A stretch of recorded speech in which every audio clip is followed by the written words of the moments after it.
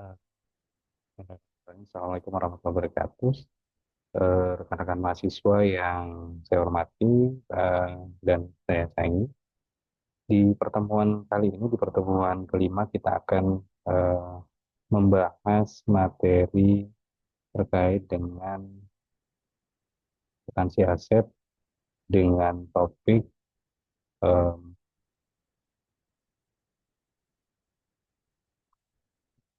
metode perhitungan persediaan. Ya. Eh, Rekan-rekan sekalian, ya, kalau kita berbicara terkait dengan inventory atau persediaan, ada beberapa hal yang perlu menjadi perhatian bagi kita semua, yang antara lain yang terkait dengan apa sebenarnya atau apa yang harus kita lakukan dan pahami terkait dengan metode perhitungan persediaan.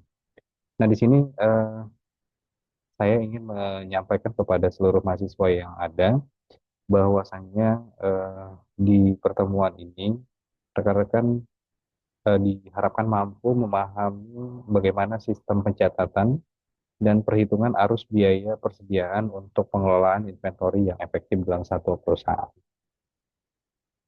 Ada beberapa alasan ya kenapa penting untuk mengetahui dan memahami metode arus biaya persediaan. Ya. Yang pertama adalah kenapa menjadi penting karena metode arus biaya menentukan bagaimana nilai persediaan itu dihitung dan dilaporkan dalam laporan keuangan. Pemilihan metode yang tepat dalam persediaan mempengaruhi kaitannya dengan laba bersih, pajak, dan pengambilan keputusan bisnis. Setiap metode yang diambil memiliki kelebihan dan kekurangan tergantung pada jenis bisnis dan kondisi pasar yang ada. Ada dua metode utama ya yang eh, bisa kita lihat. Yang pertama adalah FIFO atau first in first out, kemudian average atau rata-rata tertimbang. Kedua metode ini diakui secara internasional dan dapat diterapkan sesuai dengan standar akuntansi yang berlaku. Ya. Bagaimana eh, yang dimaksud dengan metode FIFO dari eh,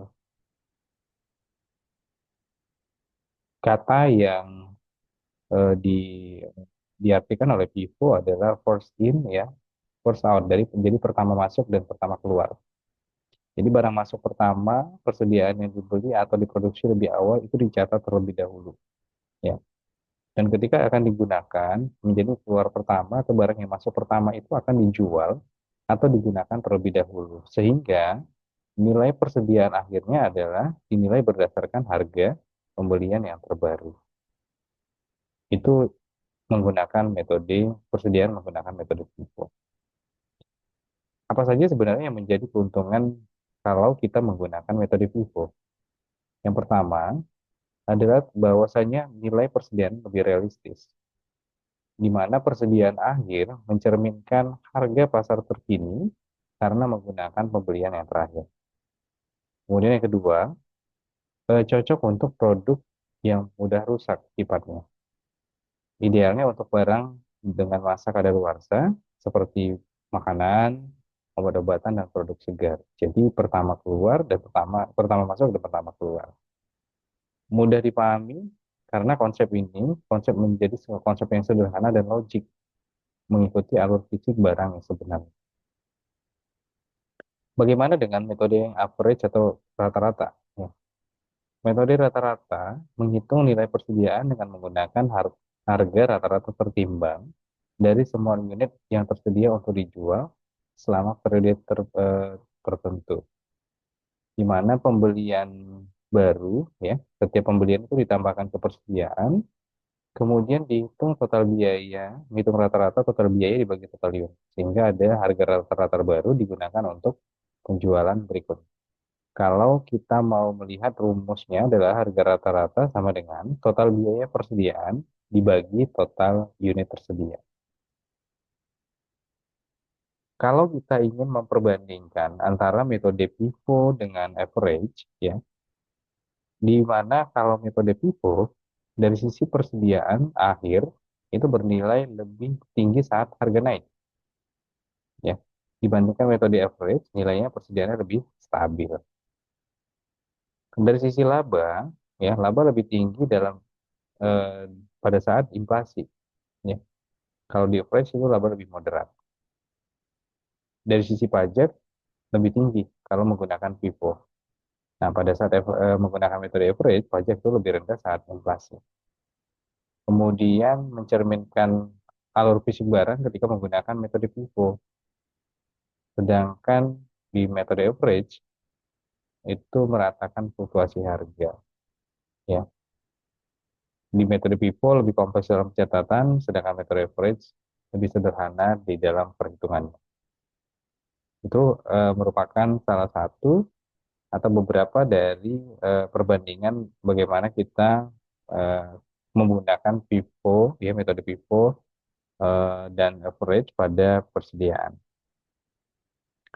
Nah, sistem pencatatan persediaan, ya, ada dua metode utama atau pendekatan utama dalam mencatat transaksi persediaan. Yang pertama adalah metode fisik atau secara periodik, di mana dari secara awal periode, ya, persediaan awal itu dicatat, kemudian selama periode pembelian dicatat dalam akun pembelian terpisah.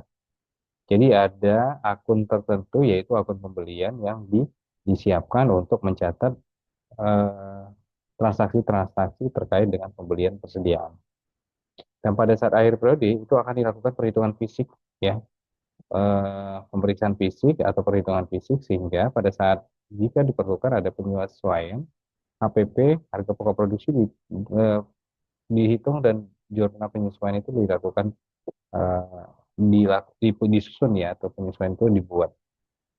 Nah, ada karakteristik, ya, di mana di metode fisik ini tidak ada pencatatan real time untuk setiap penjualan.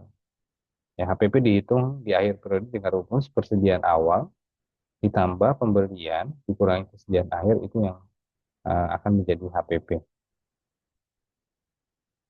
Kemudian yang kedua adalah metode perpetual atau terus-menerus, di mana ada beberapa hal yang perlu kita pahami di dalam metode perpetual, di mana di sini adalah pencatatan real time. Ya, setiap transaksi pembelian dan penjualan langsung itu dicatat ke akun persediaan. Kemudian terupdate otomatis, di mana saldo persediaan dan HPP diperbarui secara otomatis setiap kali terjadinya transaksi. Dan kontrol lebih baik karena memungkinkan monitoring persediaan secara kontinu dan deteksi cepat atas kehilangan atau percurian atau kehilangan. Ya. Metode ini memerlukan sistem komputer atau software akuntansi untuk efisiensi maksimal. Jadi diperlukan digitalisasi berupa sistem persediaan yang dilakukan secara online, ya, untuk efisiensi maksimal, namun memberikan informasi yang lebih akurat dan tepat waktu. Jadi adalah melakukan penginputan di sistem terkait dengan eh, mutasi ataupun transaksi dari persediaan.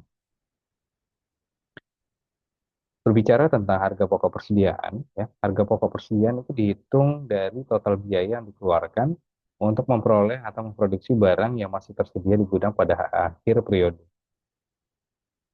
Harga beli di sini adalah harga faktor dari pemasok, ya.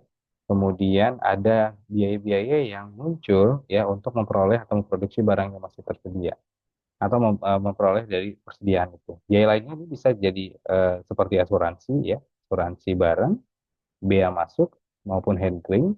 Kemudian ada biaya angkut, ya, harga beli tambah biaya angkut, ongkos kirim dan transportasi, dan ada potongan, ya, diskon atau retur pembelian jika ada. Nah, untuk menghitung dari harga pokok penjualan, ya, HPP adalah total biaya persediaan yang telah terjual selama periode tertentu. Perhitungan HPP ini sangat penting untuk menentukan berapa besarnya laba kotor perusahaan. Cara menghitungnya adalah persediaan awal, ya, itu nilai persediaan di awal periode ditambah pembelian bersih. Pembelian bersih di sini adalah total pembelian dikurangi retur dari potongan. Persediaan awal ditambah pembelian bersih itu adalah barang yang tersedia untuk dijual. Ya, jadi total barang yang siap untuk dijual. Dikurangi persediaan akhir atau nilai persediaan yang masih ada. Barang yang tersedia jual dikurangi persediaan air, itulah harga pokok penjualan, yaitu biaya barang yang terjual. Bagaimana dampak HPP harga pokok penjualan pada laporan keuangan? Pengaruhnya terhadap laba. HPP adalah komponen terbesar dalam perhitungan laba kotor. Ya, di mana rumusnya adalah laba kotor dikurang sama dengan penjualan dikurangi HPP. Semakin tinggi HPP, maka semakin rendah laba kotor. Ya, semakin tinggi HPP karena menjadi faktor pengurang. Semakin rendah laba laba kotor. Oleh karena itu, pemilihan metode persediaan FIFO atau FREDS akan mempengaruhi besarnya laba yang dilaporkan, jumlah pajak yang harus dibayar, dan penilaian kinerja perusahaan. Keputusan manajemen strategis. Nah, dari beberapa hal tadi kita dapat melihat atau menyampaikan kesimpulan. Yang pertama, pemilihan diperlukan pemilihan metode yang tepat. Ya, FIFO cocok untuk produk yang mudah rusak dan memberikan nilai persediaan yang realistis seperti tadi ya, makanan, kemudian obat-obatan dan lain sebagainya yang sifatnya ada daluarsanya. Average cocok untuk bisnis dengan fluktuasi harga tinggi dan memberikan hasil yang lebih stabil. Sistem pencatatan yang sesuai, metode fisik lebih sederhana dan murah, cocok untuk bisnis yang skalanya kecil. Metode perpetual memberikan kontrol lebih baik dan informasi real time, ideal untuk bisnis modern. Dari sisi perhitungan, itu yang akurat ya, harga pokok persediaan dan HPP harus dihitung dengan cermat karena berdampak langsung pada laporan laba rugi dan pengambilan keputusan bisnis. Pemahaman yang baik tentang metode-metode persediaan ini memungkinkan perusahaan untuk mengelola persediaan secara efektif dan dapat membuat keputusan atau pengambilan keputusan finansial yang lebih baik nantinya.